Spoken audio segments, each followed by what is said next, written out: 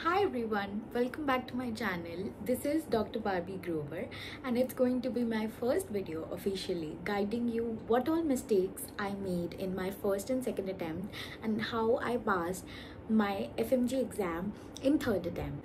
Alright, so a very big congratulations to everyone who have passed. I have also passed with score 163. I know it's not that great that I should give you advices and everything, but all I can do is guide you through my mistakes and make you understand what you should do and you should avoid doing, and that's what the goal of this video is all about.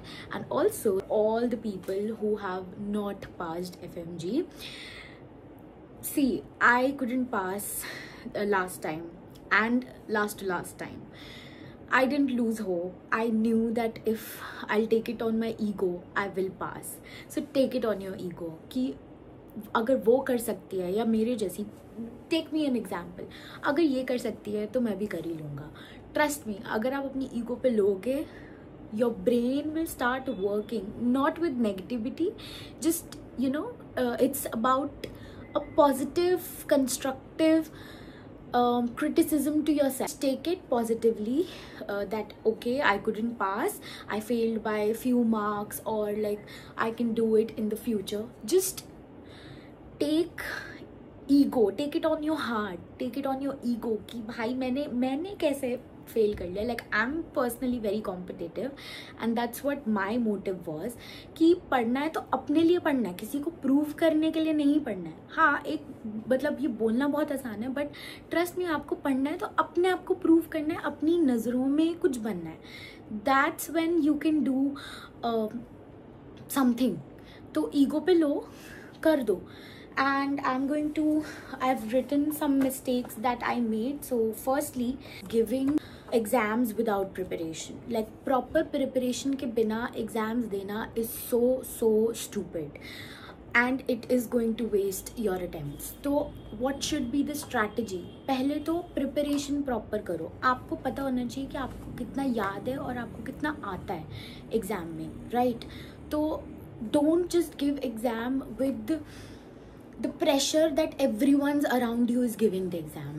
मैंने वही किया था. Like in my first attempt, we were about to graduate from our universities and everyone around me were preparing and they were giving the exam. ठीक है, last year 2024 जून वाला, जो जुलाई में हुआ, 6 जुलाई को हुआ था.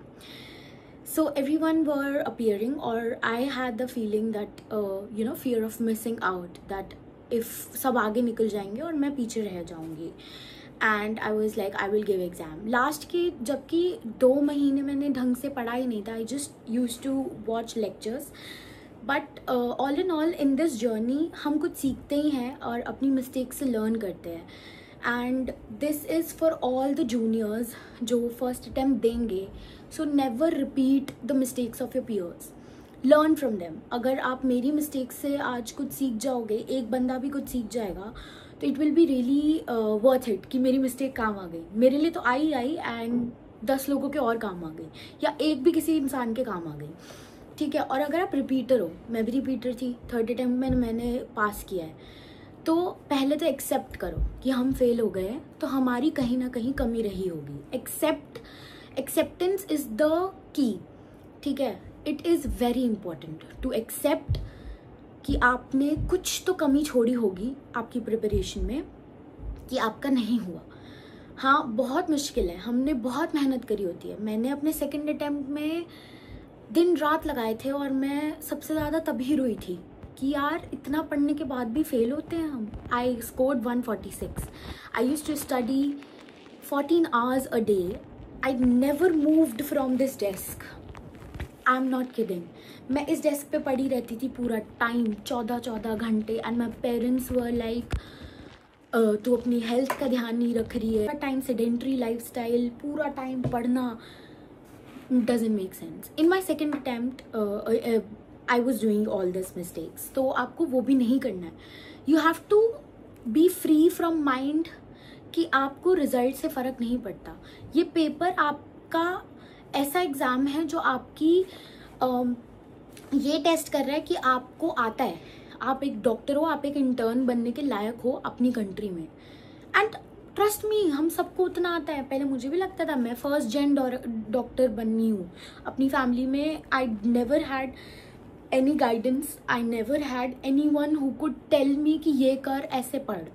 आई एम फर्स्ट जेन डॉक्टर, मेरे लिए बहुत मुश्किल है। अगर मैं कर सकती हूँ, मैं एक बहुत एवरेज स्टूडेंट हूँ, प्लस फर्स्ट जेन डॉक्टर हूँ, फैमिली में कोई इतना पढ़ने की ट्राई भी नहीं करता है, 1-2 बच्चे हैं, बट किसी ने मेडिकल फील्ड कभी ली नहीं है मेरी फैमिली में। No one was there to guide me. So if I can do it, you can do it too भाई। प्लीज़ प्लीज़ कर लोगे, ट्रस्ट मी, कर लोगे। अपने मेंटर्स की बात सुनो, do it for your family, do it for your parents. और उनके सपोर्ट से, even if they are not supporting you, I know it's very hard to be in that environment where your parents are the one or your intimate people are the one, family members are the one जो आपको बोल रहे हैं। शायद ये psychological reverse psychology खेली जाती है हमारे साथ कि हम अगर आपको like reverse psychology is like parents अगर आपको ये बोलेंगे तुम कुछ कर नहीं रहे हो, तो इट मीन्स आप ईगो पे लोगे, तो लो अपनी ईगो पे। उन्होंने कैसा कह दिया कि मैं नहीं कर रहा, I am giving my best, I know it's going to hurt you, but trust me, everything will be worth it when you will see the result pass. 51 पे हो, 52 पे हो, डजेंट मैटर, पास होना इज पास होना। And I have included a lot of points already, तो मैंने किसी की नंबरिंग नहीं करी, it is just from my heart to yours कि भाई मेरी मिस्टेक से सीख लो। और जूनियर हो, फर्स्ट अटैम्प्ट कर रहे हो, don't waste your attempts, do it with right preparation, then I think yeah, do it with your right preparation। और peer pressure मत लो कि वो दे रहा है तो मुझे भी देना है, कहीं वो आगे ना निकल जाए। भाई तुमने प्रिपेयर करा है तो तुम दो, नहीं तो मत दो प्लीज़। एंड या एग्ज़ाम को लाइटली मत लो, बिल्कुल भी लाइटली, क्योंकि एग्ज़ाम, FMG एग्ज़ाम पूरा क्लिनिकल हो चुका है। It is not like one liners आते हैं अब, यू नो अभी लेवल क्या हो चुका है, सब कुछ क्लिनिकल है। बायोकेमिस्ट्री क्लिनिकल आती है इस बार तो, हर चीज़, मतलब पीडिया भी पूरी क्लिनिकल आती है, प्रॉपर लाइक क्लिनिकल क्वेश्चंस है, there is no one liner. हाँ 10-15 मार्क्स के वो इमेज अब तो इमेज बेस्ड भी, इस बार तो इमेज बेस्ड क्वेश्चंस भी बहुत कम थे। एंड डू मेडिसिन, अब मेडिसिन भी अच्छे खासी पूछी जा रही है। लास्ट के 2 एग्जाम से ट्रेंड चेंज हो गया है वापस, मेडिसिन ज़्यादा पूछ रहे हैं, सर्जरी कम पूछ रहे हैं। ऑब्स भी बहुत like do the major subjects so properly, like medicine, don't leave medicine, medicine बहुत इंपॉर्टेंट है, it's a major subject. Surgery, obs, gynae तो it's like a life saver, तो इट्स PSM बहुत इम्पॉर्टेंट है, ophthalmology, ENT, every subject is important. आपको कोई भी subject नहीं छोड़ना है। शॉर्ट सब्जेक्ट्स भी बहुत स्कोरिंग होते हैं। आई थिंक मेरे इस एग्ज़ाम में फॉरेंसिक करना और रेडियो कर लेना, रेडियो के बहुत इजी क्वेश्चंस आए थे, साइकाइट्री के 1-2 क्वेश्चंस बहुत इजी आए थे इस एग्ज़ाम में, ऑर्थो के बहुत अच्छे क्लिनिकली को रिलेटेड रेडियो के साथ, एंड इमेज बेस्ड ऐसे क्वेश्चंस आए थे। इट वाज वेरी डायरेक्ट, एनैट से रिलेटेड आकर ऑर्थो, तो आपको कुछ छोड़ना ही नहीं, आपको सब कुछ को रिलेट करके आपको एक घुट्टी बनानी है और पी जानी है। सब कुछ प्रॉपर प्रिपरेशन, स्मार्ट वर्क करना है। वो कैसे होगा? आपने रीड करा, मॉड्यूल सॉल्व करी उसी दिन, और उसी दिन उसको रिवाइज करा विद क्लोज बुक्स। आपको बुक्स खोल के रिवाइज नहीं करना। आप अगर बुक्स खोल के रिवाइज करोगे, आप 4 घंटे एक ही पेज पे अटक के रहोगे।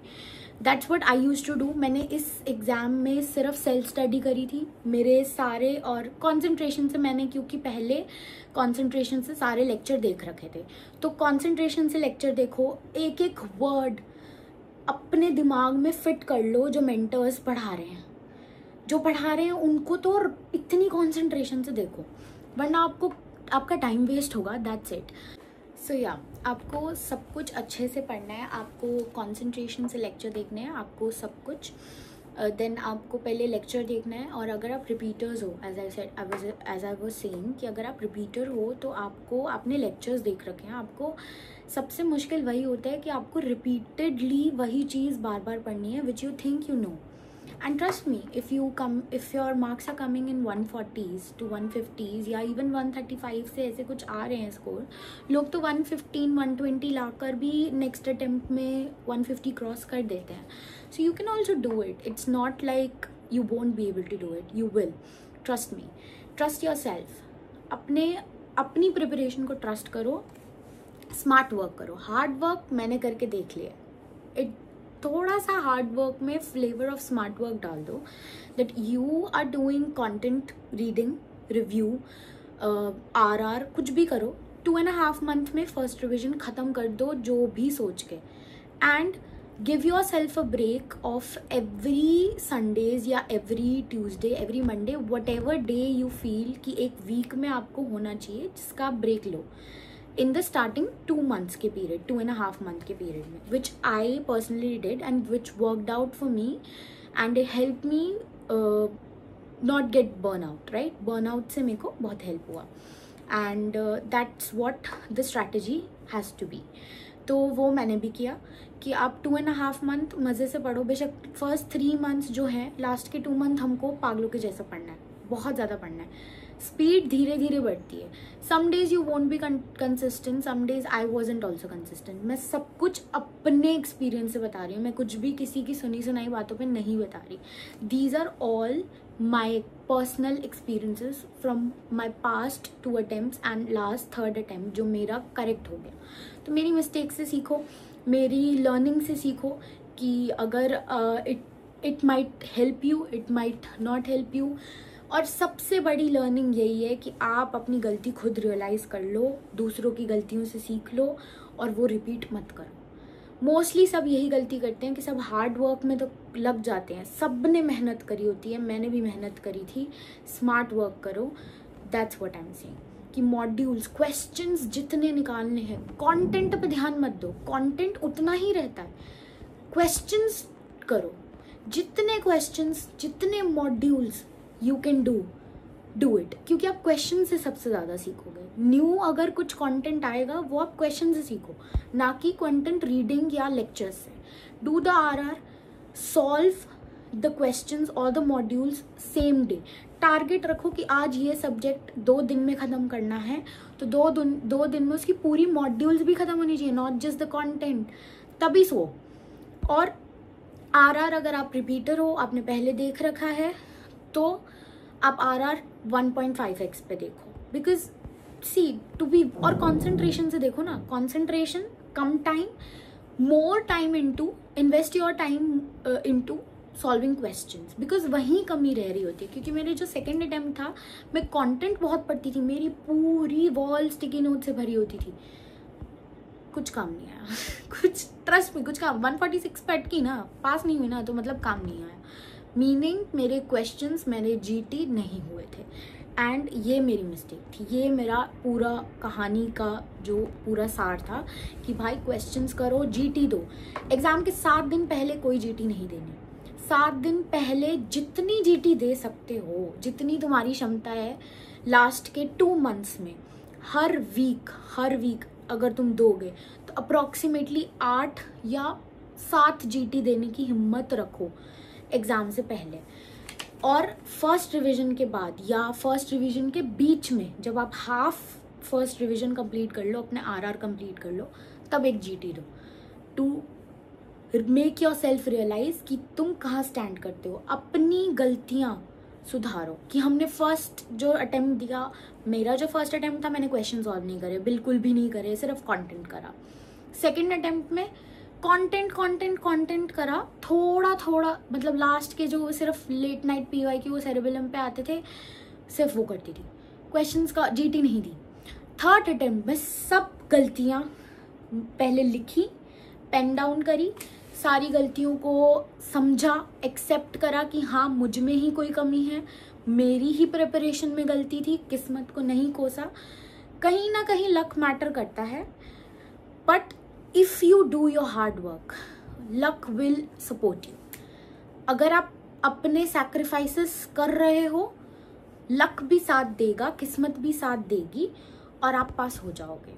तो इट इज़ ऑल बैलेंस. आपको हर चीज़ को बैलेंस करना है. ना ज़्यादा पढ़ना है, ना ज़्यादा कम पढ़ना है. So everything should be in a balance and yeah, trust yourself, accept your reality कि भाई तुम फेल हो गए हो. It's okay, not the end of the world, never the end of the world. Accept everything that you're going through and trust me. आप इसी video के नीचे कमेंट करना अगर आप अगली बार पास हो जाओगे. Believe in your self. मैंने लास्ट 6 मंथ पहले वीडियो डाली थी, मैंने कॉपीराइट की वजह से अभी वो हटा दी है. 6 मंथ पहले मैं आपको यहाँ पे क्लिप दिखा देती हूँ उसके. तो 4 मार्क्स से जो मेरा पेपर रहा है एंड आई फेल्ड, एंड मुझे इसमें कोई शर्म नहीं है बताने में, क्योंकि मैंने मेहनत करी और 4 मार्क्स से कम, maybe it was luck, it was destiny कि मैं नहीं पास हुई. बुरा लगा, रोई, but I will come back stronger and I promise myself कि आज के बाद दोबारा नहीं. आज के बाद अगर पढ़ूँगी तो मज़े से पढ़ूँगी, नहीं तो स्ट्रेस लेकर, अपने आप को तंग कर कर, अपनी बॉडी की ये हालत बनाकर, अपनी मेंटल हेल्थ को साइड रख कर पढ़ाई नहीं करूँगी. I will study with utmost purity, with love, with happiness, प्यार से, मज़े से. And I promise myself कि दोबारा उस शिट होल में नहीं जाऊँगी, पूरा दिन एक ही कमरे में बैठूँगी नहीं. I will treat myself with love, I will make myself happy and I will come back stronger. And to all those जिनका पेपर पास नहीं हुआ, इट्स ओके. यू नो, जो पास होते हैं वो भी इस प्रोसेस से गुजरते हैं. May be second attempt, third attempt, fourth attempt, बहुत लोग 5th अटैम्प्ट में भी पास करते हैं. So don't worry, at least you have a chance. So make that chance count and promise your self कि स्ट्रेस नहीं लोगे. एग्ज़ाम ही है, निकल जाएगा. मज़े में पढ़ेंगे, खुशी खुशी पढ़ेंगे, बिना तंग हुए पढ़ेंगे और बिना तंग करे पढ़ेंगे. जो करो सच्चे दिल से करो एंड बाकी टाइमिंग्स भगवान जी पे छोड़ दो. And that's it for this video. I will continue. अपना 1000% देना with hard work plus smart work and leave everything, surrender everything to the God. जो वो करेंगे बहुत अच्छा करेंगे हमारे लिए. ट्रस्ट मी, जो चीज़ हमारी है वो हमको मिल ही जाएगी. And thank you for watching this video and do let me know what kind of videos do you want. और otherwise vlogs और मस्ती कभी नहीं रुकती मेरी और वो कभी रुकेगी भी नहीं. मैं ऐसी इंसान बन चुकी हूँ. Thank you to this exam which has made me realize exam is just a part of the journey. It's not your life. It is a part of your life. It is part of your journey, not your life. तो ये cliché लगता है कि ये quotes करना, but मैं यहाँ पर अपने स्टडी टेबल पे मैं आपको दिखाती हूँ. मैं यहाँ पर ना सब लिखती थी. यहाँ पे सिर्फ कोट्स हैं और यहाँ पर सिर्फ मैनिफेस्टेशंस हैं और मेरा टाइम टेबल है कि मैं कर लूँगी. और मैंने कर लिया. मैं बस मैनिफेस्ट करती रहती थी. मैं हर मेंटर के, जिन मेंटर्स से मैं रिवाइज करती थी, आरआर देखती थी, सब मैं आपको नेक्स्ट वीडियो में बता दूंगी अगर आप मेरे को पूछोगे तो पक्का कि मैंने क्या किया. मैं आपको गाइड नहीं कर सकती कि आप यही करो, बट मैंने क्या किया सेल्फ स्टडी के साथ में वो आई कैन गाइड. तो मैं सिर्फ हर मेंटर के जिनसे मैं पढ़ती थी, जो मुझे वो टच करती थी ना चीज़ें, मैं यहाँ लिख लेती थी, मैनिफेस्ट करती थी कि I am doing my best. Please universe listen to me, please God listen to me and please bless my hard work, please bless my hard work. जो कि राजीव धवन सर बोलते हैं, ब्लेस माई हार्ड वर्क वाला line उन्होंने ही बोला था. And he also said sacrifice attracts blessings. So you have to make few sacrifices and you will see the magic. तो हो ही जाता है यार. और अपनी सराउंडिंग्स को बहुत क्लीन रखो, अच्छे से रखो, जो बेसिक्स होते हैं. बाकी कर लोगे यार. आई बिलीव इन यू, कर लोगे. Thank you for watching. Stay tuned for next video. Bye.